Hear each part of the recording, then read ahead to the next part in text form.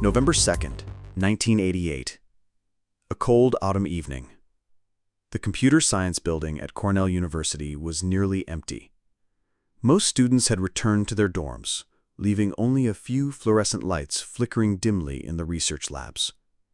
In one quiet corner of the lab, a graduate student sat before his monitor. Robert Tappan Morris, 23 years old. His fingers hovered over the keyboard for a moment. On the screen were 99 lines of C code. At that moment, he had no idea what he was about to unleash. He didn't know that those 99 lines of code would paralyze 6,000 out of 60,000 computers worldwide within 24 hours. He didn't know that the first internet catastrophe was about to begin. The moment Morris pressed enter, the innocence of the digital world was lost forever. Hello everyone, and welcome to Hacking Chronicles. I'm Alex, and joining me today is White Sentinel, a cybersecurity expert from the field. We're on a journey to explore the darkest moments in the digital world and find the lessons hidden within them. Today, we're going back to the beginning of it all. 1988, when the internet was still innocent, and the first incident that shattered that innocence. The story of the Morris worm. Hello there. Do you know what 1988 was like? The smartphone you're holding right now is several times faster than the supercomputers of that era. Back then, only 60,000 computers were connected to the internet. When you think that Seoul alone has millions of connected devices today, it was really like a small village. And the concept of security barely existed. A password like 123456 was considered sufficient back then. It was like putting up a sign saying "Thieves Welcome" on your front door and leaving the keys in the lock. This is the story of how that peaceful, trust-filled digital village turned into a battlefield overnight. And about the young genius at the center of it all, whose curiosity and mistake became the foundation of the cybersecurity we rely on today. This isn't just a technical history. It's a drama created by human curiosity, hubris, and unexpected consequences. So, shall we go back to that autumn night in 1988? Imagine 1988. It was the final year of the Cold War, 1 year before the Berlin Wall would fall, 3 years before the Soviet Union would collapse. The world was still divided by ideology, but cyberspace was different. The internet was still called ARPANET. It was a project started by the U.S. Department of Defense in 1969 to create a communication network that wouldn't break even under nuclear attack. After 19 years, it had finally grown into a small network connecting universities and research institutions. All internet users back then were scholars, researchers, and college students. Everyone knew each other and trusted one another. Malicious behavior? It was unimaginable. Let me tell you about the security level back then. It's truly shocking. First, there were no password policies. If your username was John, your password was probably also John. They even allowed empty passwords. Second, encryption was considered only for military use. Civilians thought, why do we need encryption? We're all good people. Third, system access control was a mess. Once you logged in, you could do almost anything. Fourth, the concept of firewalls didn't exist. Networks were completely open. It was truly a naive time. The protagonist of that innocent era was Robert Tappan Morris. But he wasn't just any graduate student. He had a special background. His father was Robert Morris Sr., a legendary cryptographer and security expert at the NSA. Young Morris grew up listening to computer security and cryptography discussions at the dinner table. His father's shadow was a heavy burden for Morris. The label son of an NSA legend always followed him around. Friends would whisper, "You got everything easily because of your father." Morris wanted to prove himself. He wanted to leave his own mark, show his own abilities. Let me describe the atmosphere at Cornell University's Computer Science Department in 1988. It was a really exciting place. Unix systems were just beginning to become mainstream, and the C programming language was revolutionizing everything. Students coded day and night in the research labs, but Morris was different. While other students focused on papers and assignments, he was obsessed with finding system vulnerabilities. How can I hack this system was his daily concern. At first, professors thought he was an enthusiastic student interested in security, but they gradually started to worry. In October 1988, a question formed in Morris's mind. Exactly how big is the Internet? There were no accurate statistics back then. It was roughly known that about 60,000 computers were connected, but nobody knew for sure. Morris became curious. Couldn't I count them myself? Haven't you had that experience? When something that starts as simple curiosity keeps growing bigger? For Morris, this was fatal. He decided to create a small program to explore the network. Initially, it was a really simple plan. Send a program to each computer that would say, "Hello, I'm here," and see the response. But it gradually evolved into a more ambitious plan. Instead of just saying hello, what if I actually went inside and looked around? This is exactly where Morris crossed the line. The moment simple curiosity turned into hacking. He researched 3 attack methods. First, the send mail vulnerability. Email servers back then had a debug node secretly built in by developers.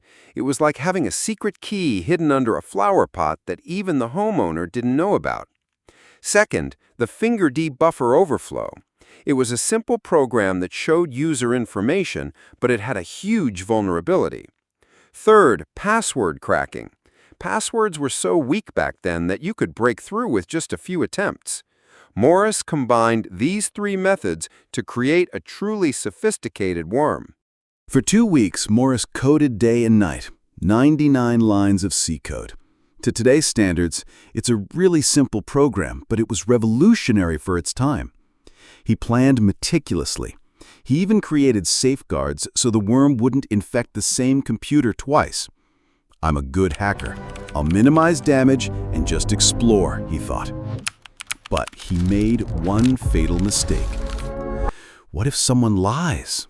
What if they lie about being infected to fool my worm?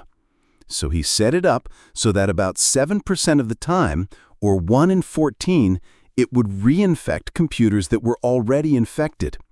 Folks, you'll soon learn just how catastrophic this small suspicion turned out to be. Wow, this part is really fascinating.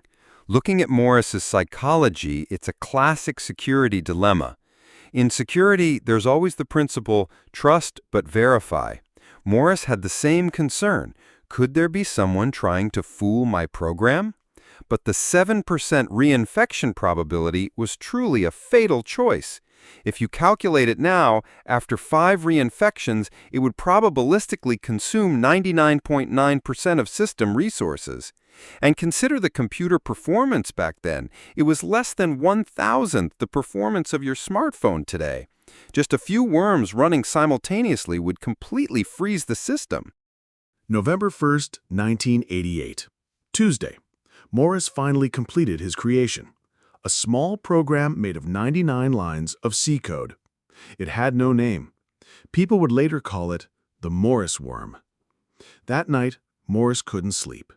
He lay in bed staring at the ceiling, thinking, what will happen if I run it tomorrow? Will it really be safe? The next day, November 2nd, Wednesday, Morris came to the lab earlier than usual. He hesitated all afternoon. He checked the code again and again. It wasn't until after 5 p.m. that he made his decision. Let's just do it. I'm curious how many computers will get infected. Let's examine the technical structure of the Morris worm in detail. It was a truly sophisticated piece of work. Stage 1. Reconnaissance. The worm first scanned the surrounding network. It identified which computers were connected. It was like a thief walking around the neighborhood checking which houses were empty. Stage 2. Infiltration. It attacked using 3 methods. First, the send mail backdoor. Send mail programs back then had a debug mode. It was created by developers for testing, but it was an extremely dangerous security feature. The worm could use this to execute commands remotely. Second, fingered buffer overflow. The finger command was a simple program that showed user information, but it didn't properly validate input. When the worm sent extremely long data, memory would overflow and the system could be taken over.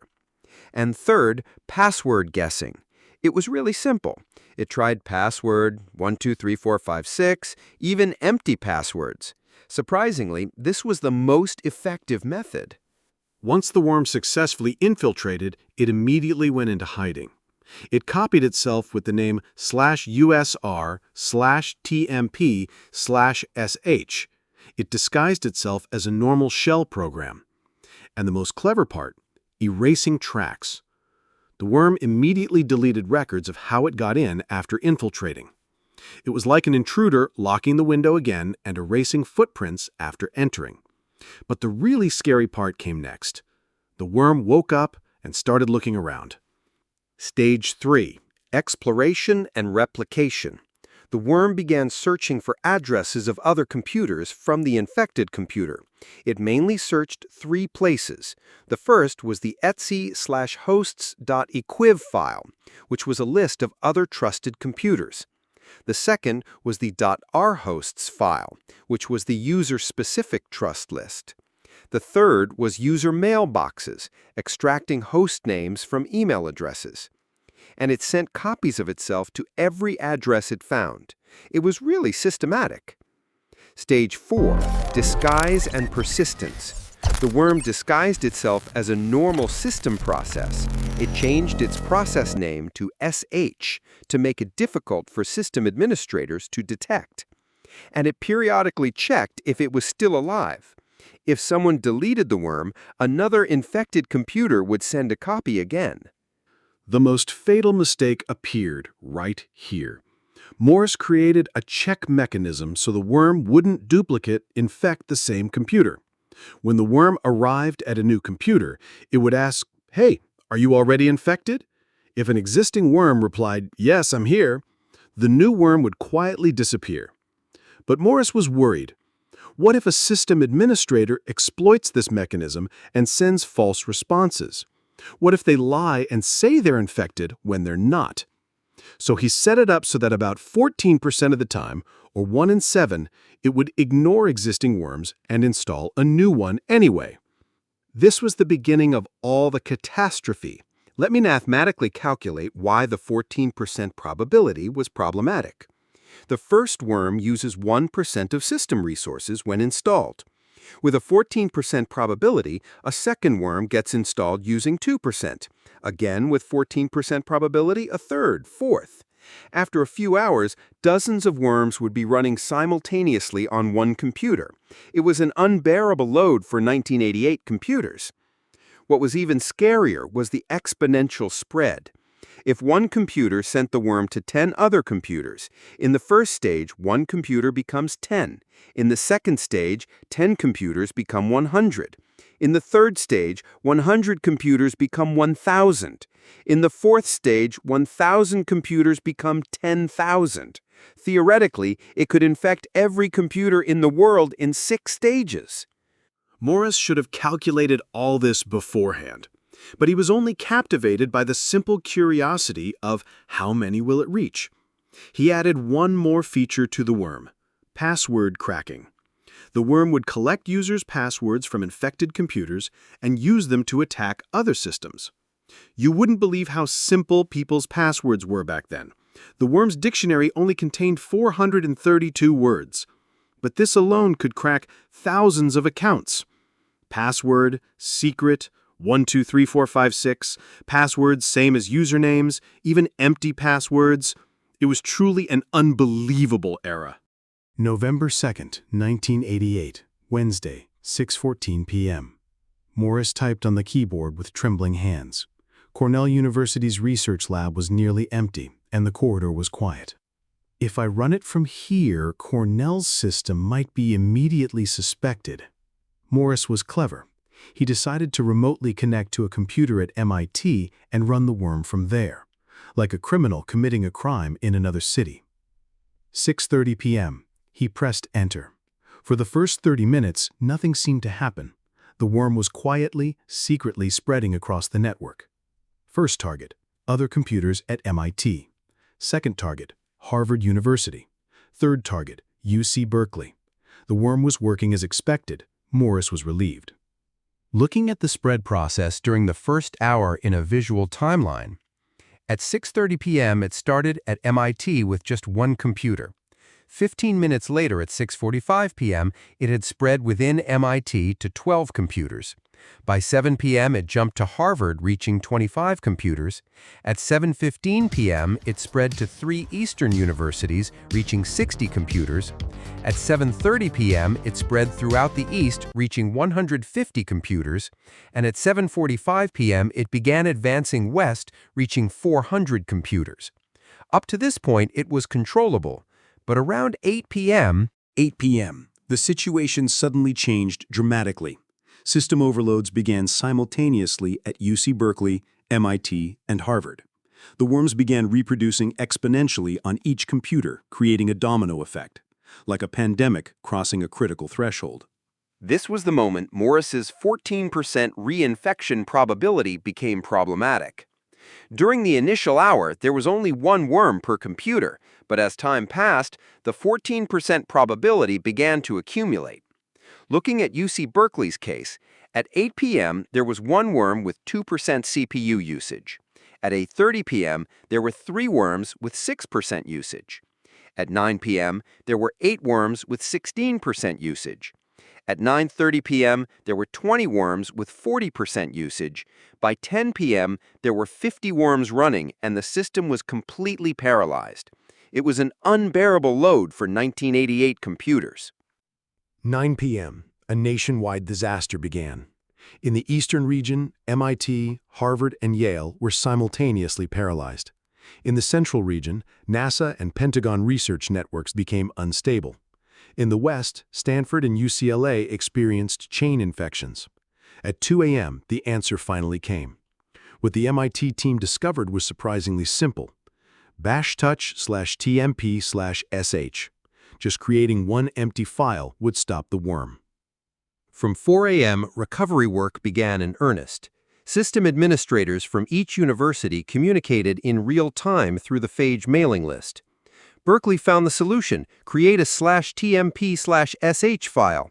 Harvard confirmed it works. MIT succeeded too. The worm stopped. But real recovery was much more complex. Stopping the worm and normalizing systems were separate issues. Many systems had files damaged by the worms. Some had to be restored from backups. Recovery work continued until the afternoon of November 3rd. The final damage assessment was as follows. About 6,000 computers were infected, which was 10% of the entire Internet. About 2,000 systems were completely paralyzed. Recovery time took 24 to 72 hours, and estimated damages were $100 million, worth $200 million in today's value. But there were also damages that couldn't be calculated in money. NASA had delays in spacecraft orbit calculations. Medical research labs couldn't access patient data. Weather forecasting systems were also affected, and most importantly, trust in the Internet was broken. November 4th, Friday. Once the worm crisis subsided, the hunt for the perpetrator began. The FBI cybercrime investigation team was urgently assembled. But there was a problem. In 1988, the concept of cybercrime itself was unfamiliar. Investigators were confused. Computer virus? What's that? Committing crimes through the Internet? But forensic experts began analyzing the worm's code, and they made amazing discoveries. Morris was really an amateur criminal. He had no concept of evidence destruction.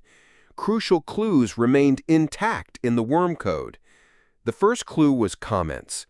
The code had comments in English like, "This checks if already infected."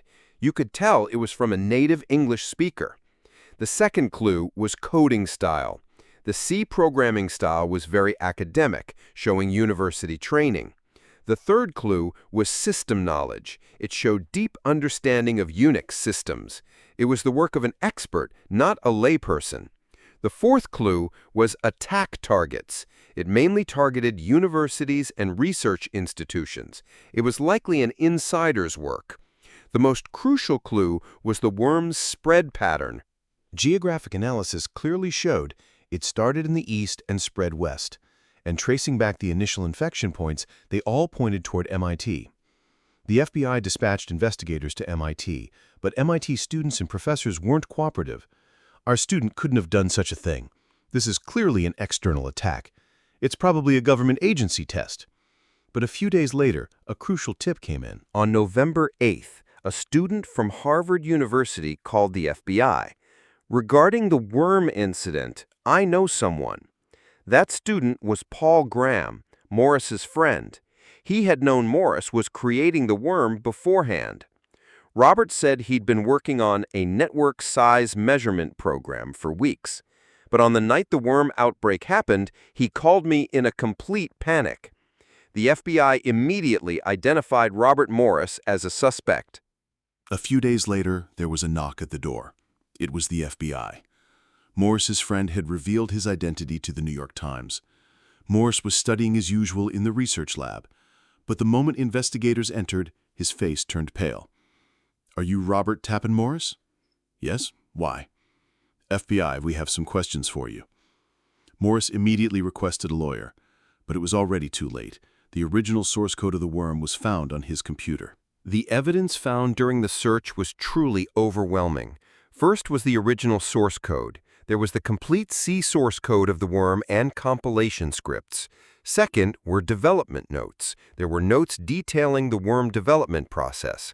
Third were test records. Traces of testing the worm on a small scale were found. Fourth was email evidence.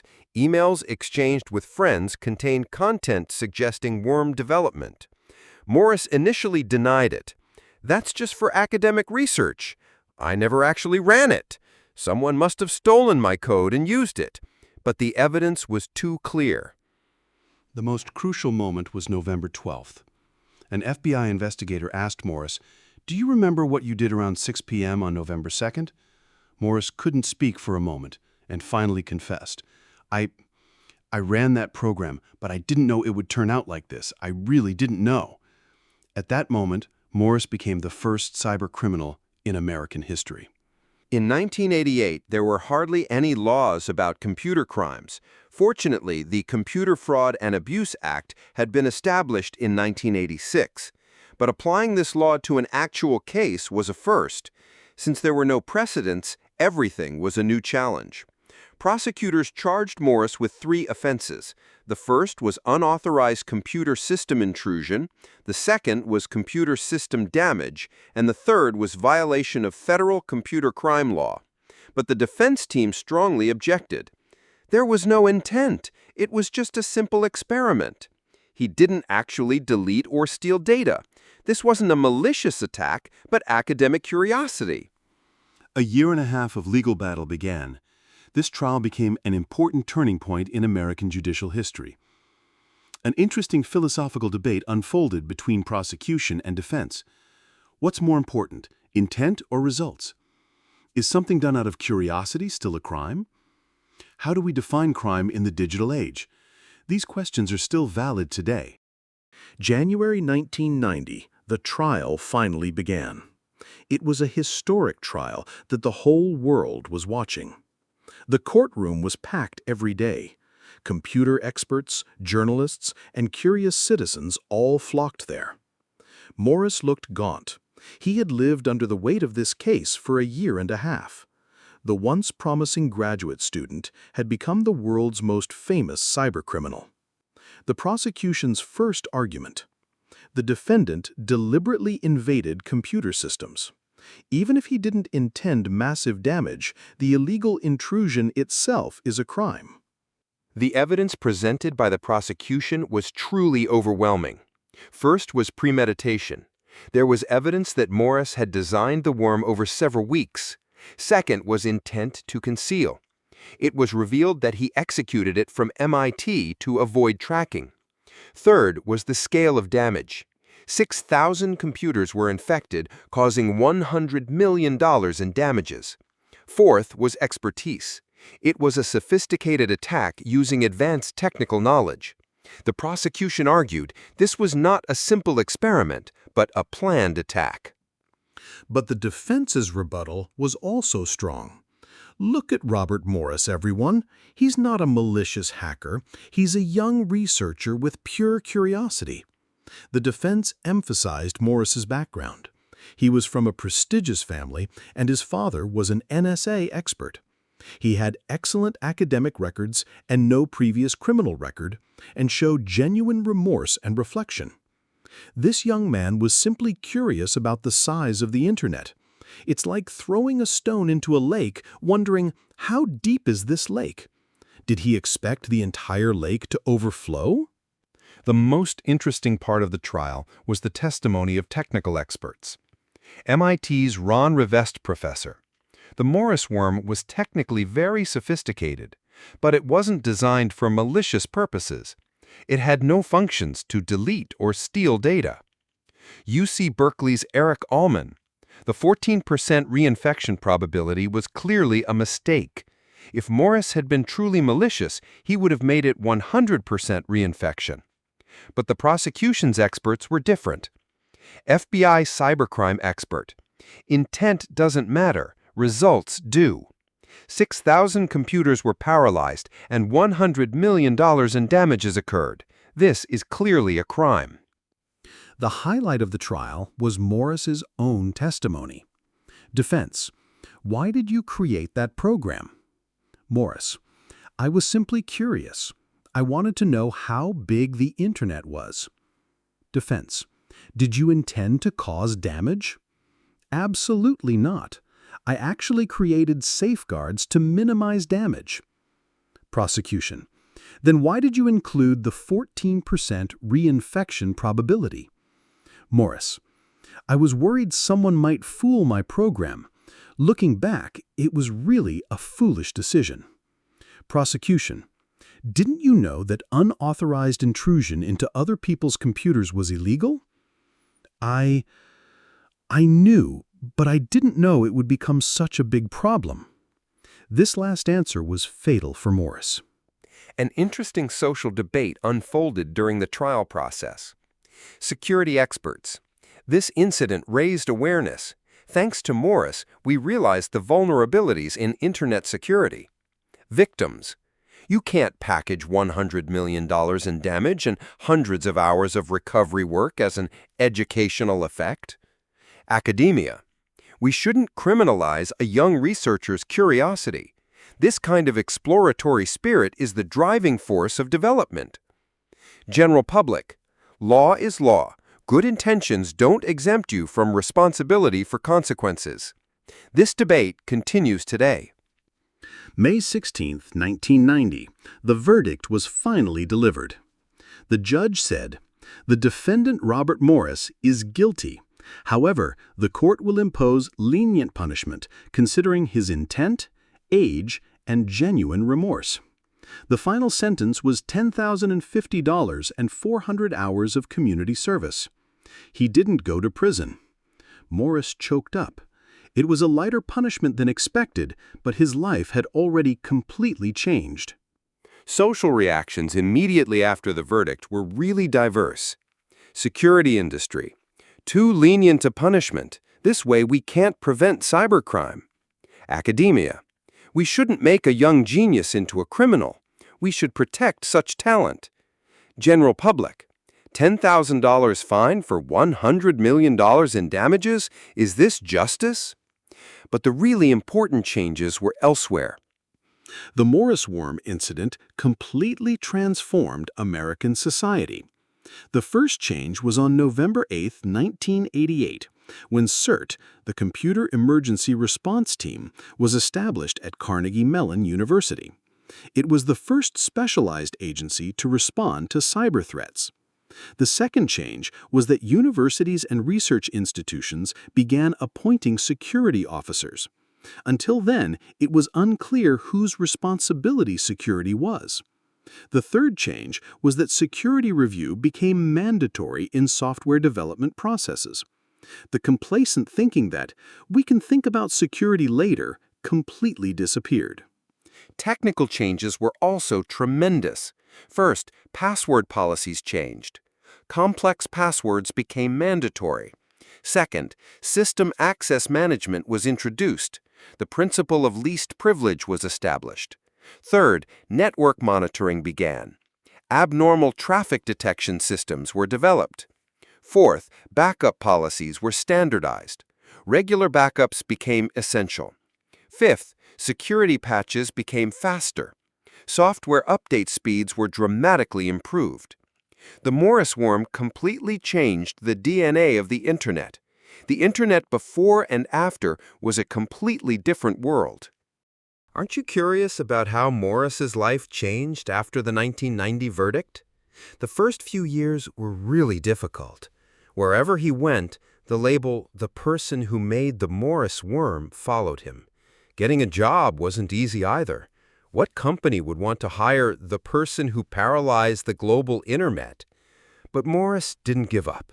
He got his PhD from Harvard in 1995 and worked at various IT companies. And in 1999, something amazing happened. He co-founded a startup called Via Web. This company was later sold to Yahoo for $49 million. Morris suddenly became a multi-millionaire. But the truly amazing reversal happened in 2006. MIT hired Morris as a professor. A former cybercriminal became a professor at the world's top university. Morris is now a full professor in MIT's computer science department. He teaches programming languages and distributed systems, and there's something he always emphasizes to students. A single line of code you write can change the world. Use it wisely.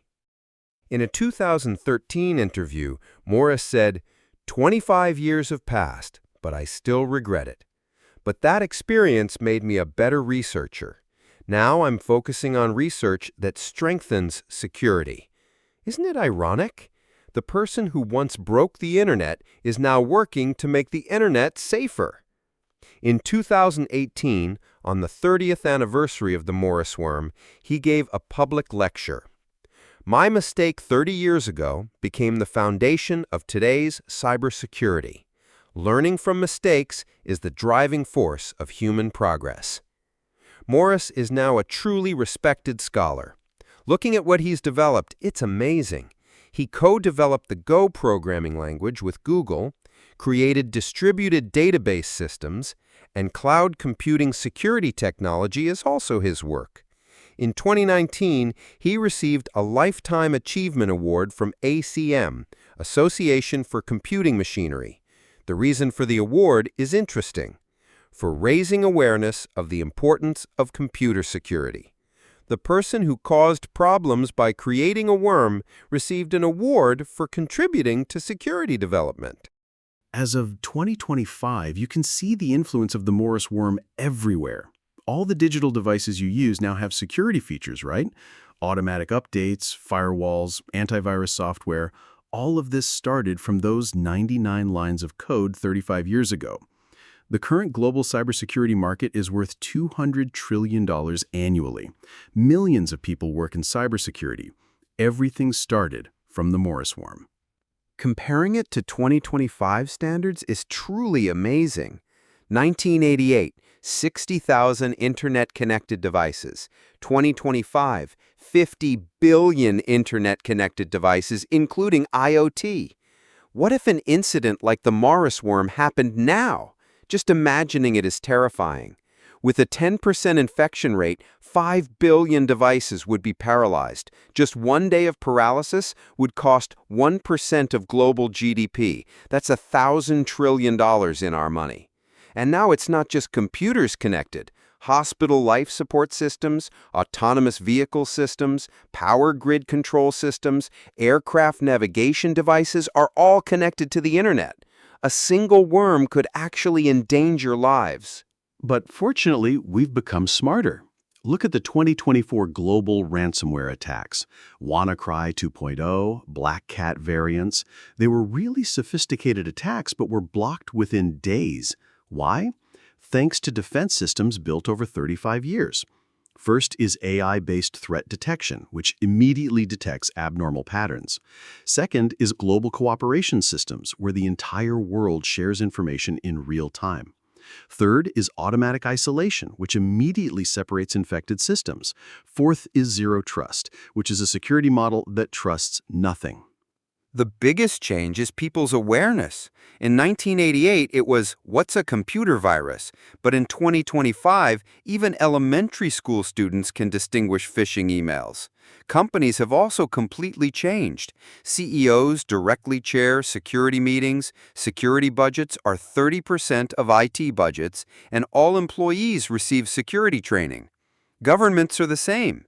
Cybersecurity agencies have become independent institutions, there are national-level cyber defense strategies, and international cybercrime cooperation is active. But dangers still exist. Looking at the biggest threats in 2025, first are AI-based attacks, which are sophisticated phishing created by artificial intelligence. Second are quantum computing threats, which can neutralize existing encryption methods. Third are deep fake scams, which are fake videos indistinguishable from real ones. Fourth are IoT botnets, which can turn billions of devices into zombies. These are threats much more sophisticated and dangerous than the Morris worm. That's why the lessons of the Morris worm are still important today.